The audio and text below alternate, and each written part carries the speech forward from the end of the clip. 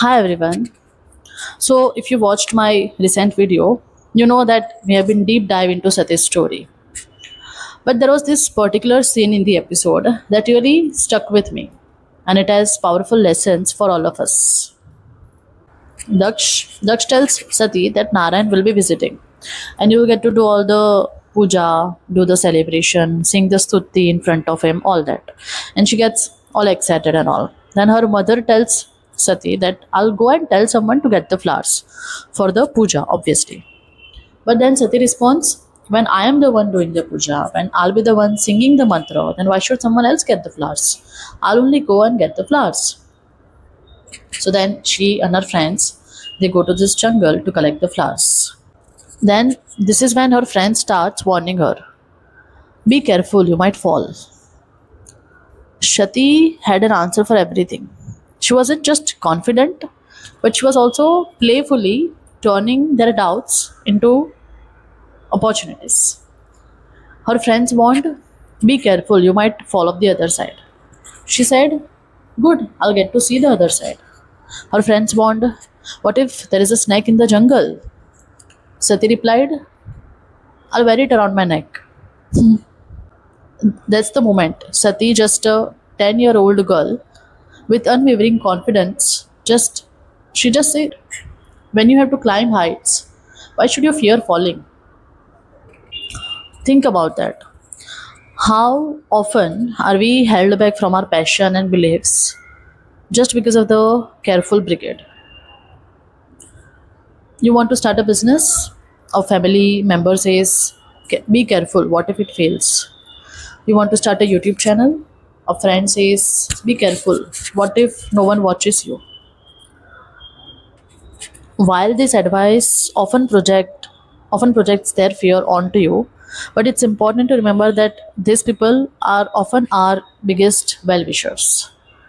They care about you, and their caution comes from a place of love, not malice. So you should hear their advices carefully. The key is to listen to their advices carefully, truly hear their concern, and yet keep moving forward.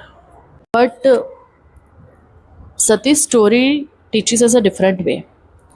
Her climb wasn't physical, it represents all of our personal journeys. Even though she does fall, but that's where she hears Nandi, a boy, singing Karpur Gauram and doing his Shivling Puja. The so called failure led her to a pivotal moment.